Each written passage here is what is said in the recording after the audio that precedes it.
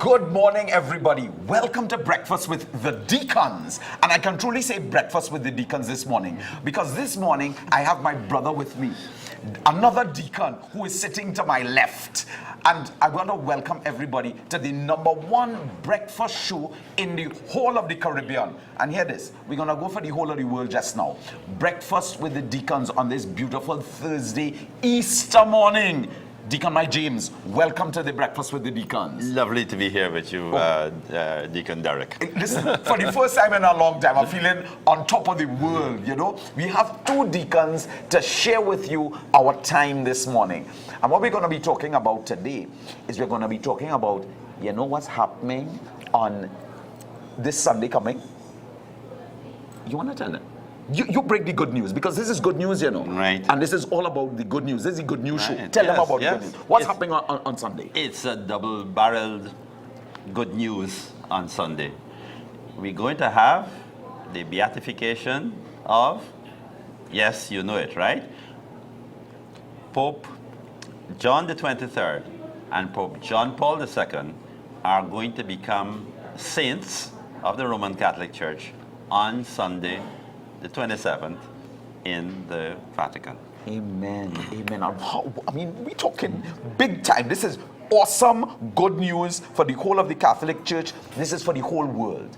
But you know, every time we start with Breakfast with the Deacons, we must go to Pope Francis, our Holy Father now.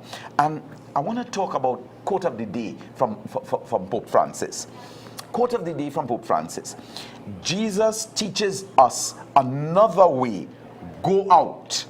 Go out and share your testimony. Go out and interact with your brothers. Go out and share.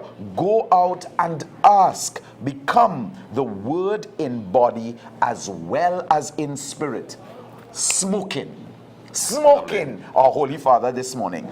Jesus teaches us another way. Go out. And that's what all this thing is about.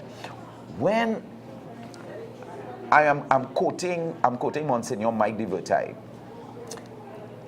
Easter is celebrated for 50 days. It is one of the longest, feasts, or not, it's not a feast, it's a solemnity, right? For 50 days. Lent is 40 days. But for Easter, we celebrate it for 50 days. Jesus is risen. Hallelujah. Exactly. He is truly risen. Hallelujah, hallelujah. Let's begin with greeting people like that. Jesus is risen. Hallelujah.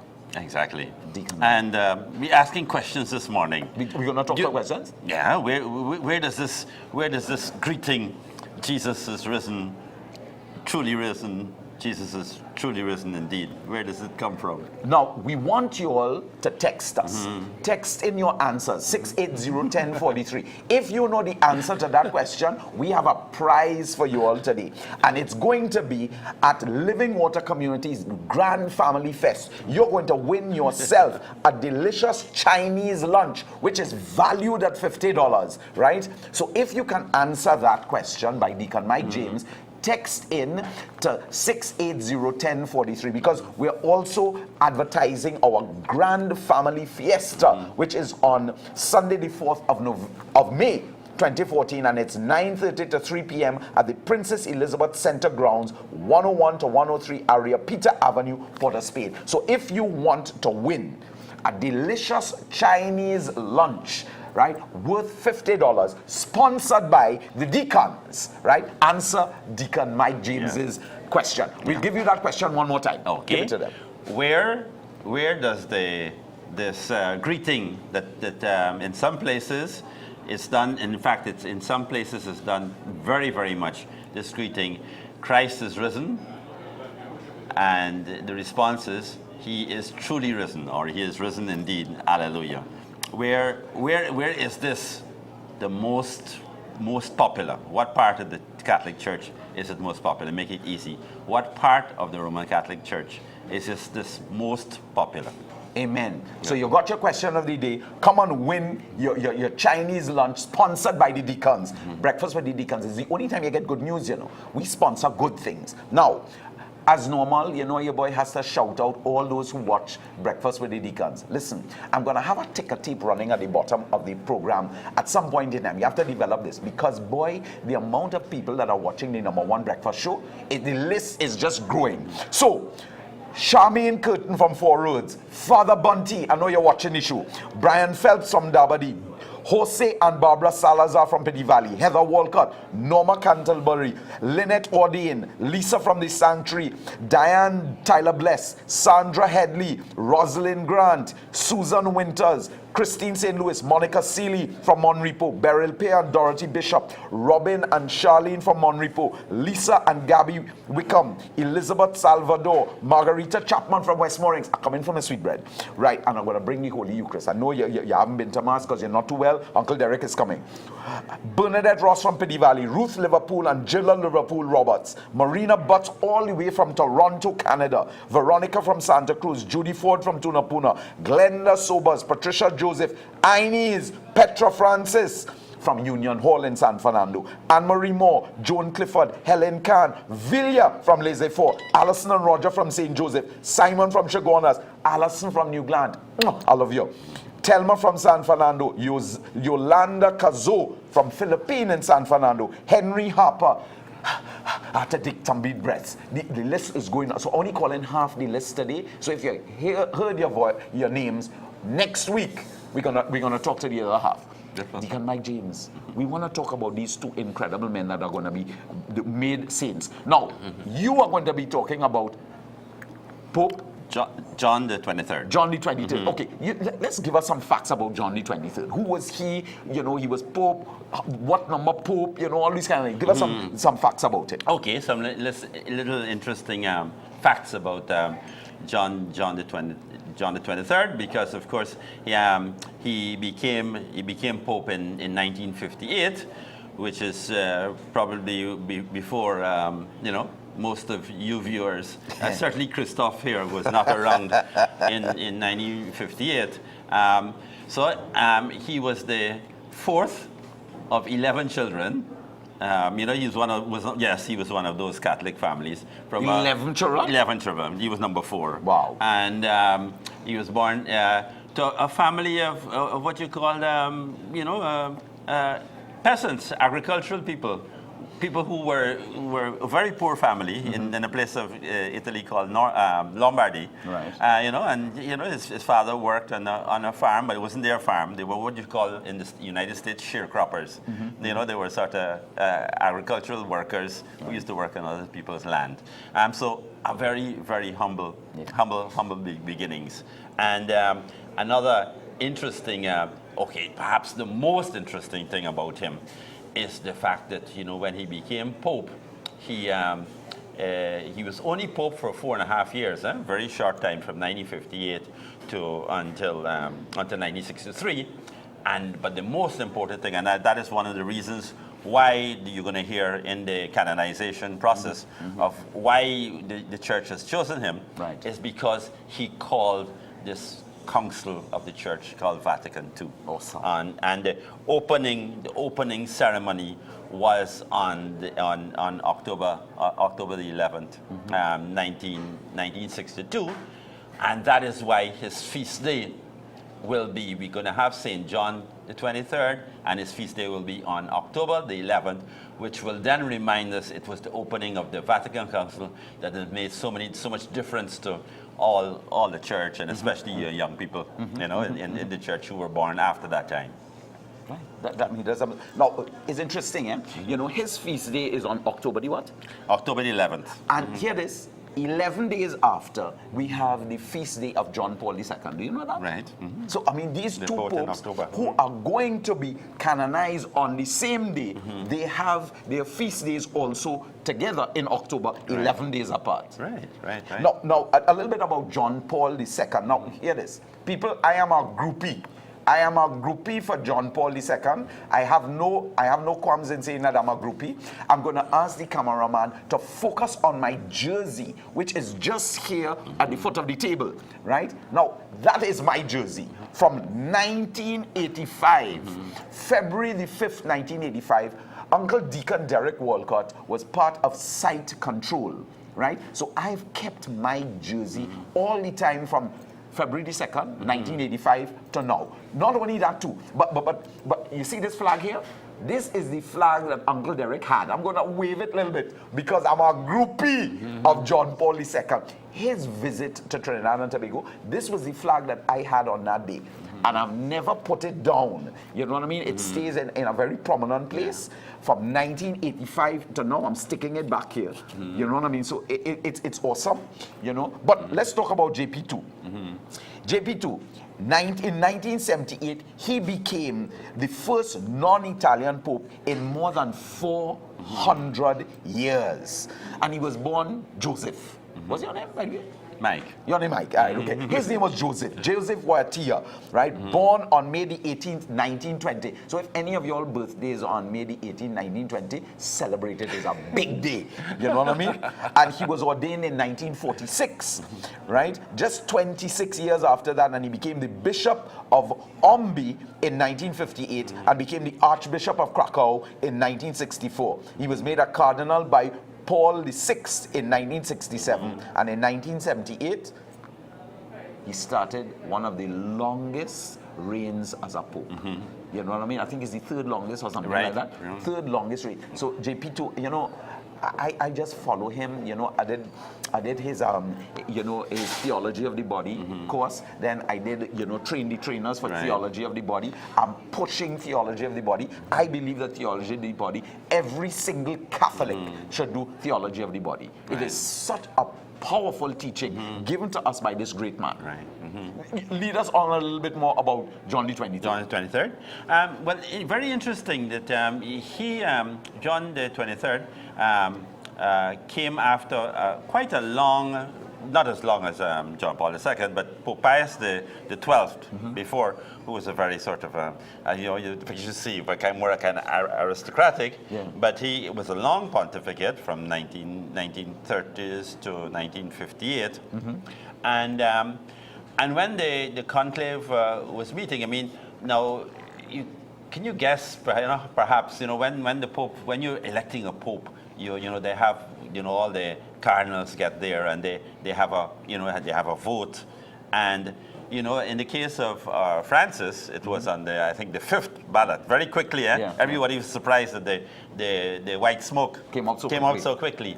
Well, in the case of John the 23rd, there was a feeling that there was the need for a kind of a transition in the church, but they weren't quite sure, you know, perhaps who was the person to lead it. So they decided to choose, you know, somebody who was fairly old, already 79.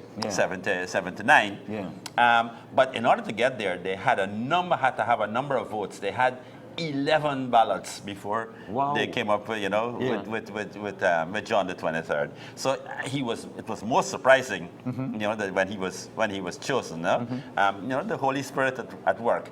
He was already suffering from cancer of the stomach at that time. Yes, I didn't know that. Yes, and in fact, subsequently he struggled with it. But one of the first things he did, he knew he had limited time.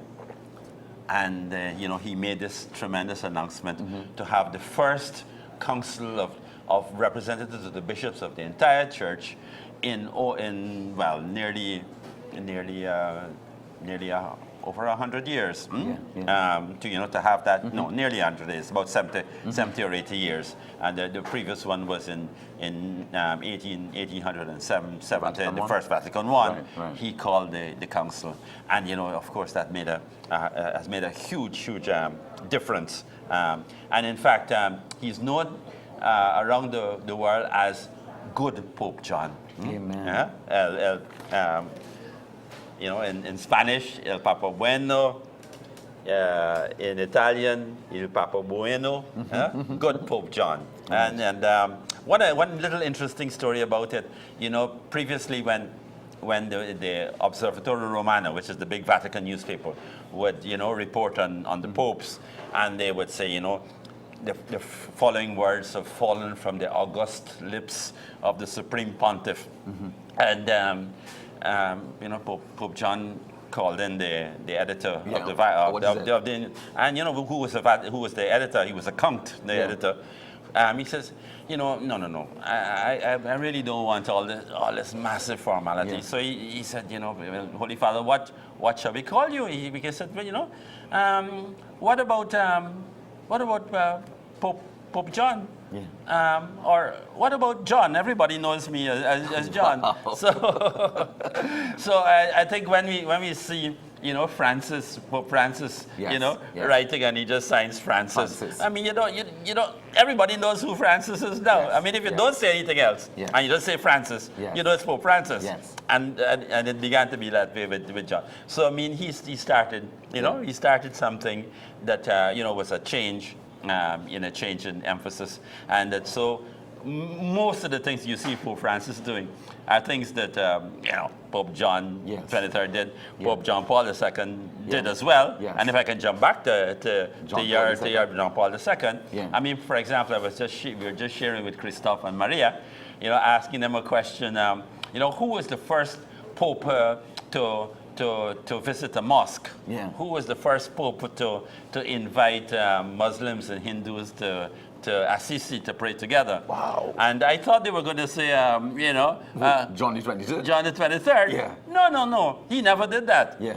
yeah. It was John Paul II who did that, who reached out tremendously to people in the world and made this tremendous impact. So we have these two popes who are going to become saints on Sunday. Maybe they have contrasting styles, but both of them very close to the people, and both of them continuing the same tradition of the tremendous love of people, the love of God that popes are supposed to share and be witness to for us all. True shepherds. Exactly. True shepherds. What does Francis say? Pope Francis says that you've got to smell like your sheep. Exactly. You've got to smell like your sheep, and that comes from being close to your sheep. You'll smell like them. Right. And so Pope Francis is calling all priests to start smelling like your sheep, so that your sheep will know your smell. Exactly. You understand? So let's talk a little bit about the legacy of John Paul II, because that's my boy. A vocal advocate for human rights. He was the man banging on that door.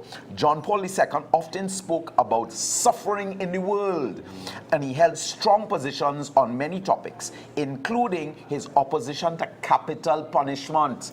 You know what I mean? So when you see Uncle Derek wearing a jersey, I'm opposed to capital punishment. You know where I got it from? I am your boy. I'm following him like a groupie, I told you all.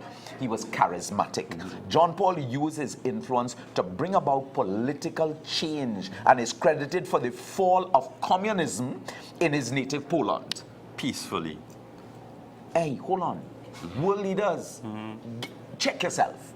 Right? He isn't going inside there and dropping a set of bombs or using anything clandestine, you know what I mean? Like selling arms and, you know what I mean, saying that, well, we just come to train people. No, he did it peacefully. Peacefully. They say the fall of the Berlin Wall is attributed to JP2 more than anybody else. Peacefully. Right. In his later years, John Paul II's health appeared to be failing.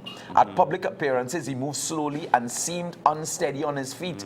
He also visibly trembled at times, and one of his doctors also disclosed that John Paul had Parkinson's disease, a brain disorder often characterized by shaking, but there was never any official announcement. You know, now, he died. You know, he died in April. April is a special month too, at the age of 84, right? But just before he came to Trinidad, you know, he was shot. Yes.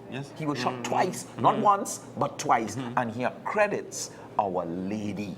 He accredits Our Lady for protecting him, for saving him, and for healing him. Right. You know, and one of his great legacies is praying the rosary. Praying the rosary. I remember reading in this incredible book, which Uncle Derek just got. It's called Saint John Paul the Great. He always challenged us, and his words were, be more. Those were his words, be more. And John Paul II is calling to all of us today to be more. You know, and that's the whole message of the gospel. You know, to be more, to be like Jesus. Yeah. Jesus says, whatever I do, you will do even greater things. And that just speaks the words to me. And it shouts out these words, be more. Right. Wonderful. Let's get John the 22. Some Okay, more facts 23rd. about John the 22. Okay, interesting. Again, we hear that Pope Francis, when he when he was there for the conclave, etc. last year, he just had a very small suitcase, and he was, washing his clothes in his, in his bathroom, so that, so he could use them the next day. He didn't have a big suitcase, but Pope John the 23rd, when he came to the conclave, again, very simply, he had a return second-class train ticket back to Venice. What? Yes, to go back after that. He wasn't going in any fancy car or something like that. This is way back in times when he was the Patriarch of Venice. But he had a second-class train ticket to go back home. And in those days, it used to take about 8 hours to travel between, by slow train, between Rome and Venice. He also, was the sort of person that was, yes, very close to the people. One of his most famous statements was, "We were all made in God's image, and thus we are all godly alike." Sounds like Pope Francis? Yeah. No, it's this way back, Pope John the 23rd. There is a God in each one of us. There is no one who can be excluded from the love of God. Another thing, the day he announced this historic Vatican II Council, and in St. Peter's Square, everybody was there waiting to hear what he was going to say about this. He said, no, he said, "Dear children, return home, you will find your children. Give your children a hug and say, 'This is a hug from Pope John.'" Wow. When you get home, give them a hug from Pope John. And I think that's something that, parents, I think we need to give our children more hugs. Yeah. Instead of the immediate reaction, why have you done that? Give them a hug first. And then we'll say, "Why did you do that?" a little better, and they will give us a hug back. Hugging is very important. As you know, okay, my wife is out of Latin America, and people complain that, the Latins are Huggers? every huggers. And every time, you're saying hello, you have to hug somebody. Why not? And I think I find Trinis are more huggable and hugging than But some of us in the rest. We love to hug. I just telling Trinis love to hug.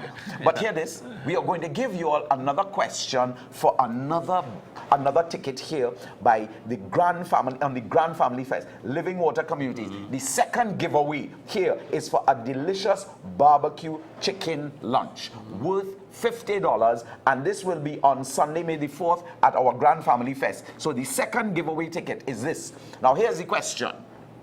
Which Calypsonian sang for John Paul II when he came on February the 5th, 1985? The question today, the good news today is, which Calypsonian sang for John Paul II when he visited Trinidad on the February the 5th, 1985. If you could text us in, the first person to answer that, text 680-1043, leave your name and your telephone number. We'll get back to you. The first person to answer that, who was the Calypsonian who sang for John Paul II when he visited here on February the 5th, 1985, will win a ticket, a delicious barbecue chicken lunch worth $50 donated by the Breakfast with the Deacons show. That's that's your second giveaway. Okay, good. Are we ready to give the answer for the first question No. now? They're not texting. When they text in, I see. Okay. At the end of the show, at the end of the show, we are going to give the answers to the two questions. But let me tell you all something. Only texts that arrive before 7:30 will be valid, and it is the first question, the first correct answer, you all are going to get. Oh God, they're coming in, boy. They're coming in, boy. They're coming in. Yes, I am seeing it. Look, hold on a minute. The text is coming from telephone number 769-9587. The Roaring Lion. All right, my brother. The Roaring Lion, you've just won yourself a delicious barbecue chicken lunch donated by the Breakfast with Deacons. Text me your name. I'm going to write it on this ticket. Another one is coming. Another one saying the Roaring Lion. Text in here by 2969453. But we already have a winner. So sorry about that, but that was good for you all to text I know, in. but maybe we can if nobody comes in with the right answer to the other question, we can give the Deacon Mike, let's ask back that question again. Okay. And if you ask back that question again, the first text that comes in to 6801043, you are going to win yourself a delicious Chinese lunch donated by the Breakfast with Deacons. Answer the question again, boy. Okay. There's this saying that is very popular in one part of the Roman Catholic Church, where people at Easter and this whole period of the 50 days after Easter, when they greet each other, they say, Christ is risen, and the response is, He is risen indeed, or He's truly risen. Hallelujah. What part of the Roman Catholic Church is this very, very popular? Okay, let me give them a hint. Say where. Yes, what country? What country? What right? Right. What language? What country, what right, what It's language? all- Text in 6801043. You just call in, text in, and tell us what country that comes from, what right, and guess what? You're going to win this delicious Chinese lunch. Listen, man, Breakfast with Deacons is the #1 breakfast show in the whole world. You don't get anybody giving giveaways like this. You understand? Oh, coming in right here. Wow. Oh my goodness. We get in text. Keep coming. The answers ain't right as yet, but come in and send in your text. You know, we can't tell them yet, right? We can't tell them yet. We can't tell them yet. But again, about these great saints, your saints to be. Right. You know, any other things that you want to share about John Paul II? I mean, apart from visiting Trinidad and Tobago, and apart from us shouting out, "We Pope," you know what I mean? What are other wonderful things that we could share with the listening public? Right. Okay. Well, yes. I mean, what was really wonderful about John Paul II, and luckily I happened to be here in Trinidad at the same night. Wait. I thought you told me they nearly kicked you out of Trinidad. Well, I hope immigration are not listening now, because at that time I was a journalist with the Catholic Standard in Guyana, and I was coming for another meeting, an ecumenical meeting of the CCC. I arrived at the airport just 2 days before, and when they said, "Oh, you're a Roman Catholic and you're a journalist," they said, "Oh, you must be coming to cover the visit of Pope John Paul II." And I said, No, I'm coming for another meeting. I'm going to be there at the stadium, of course. They said, No.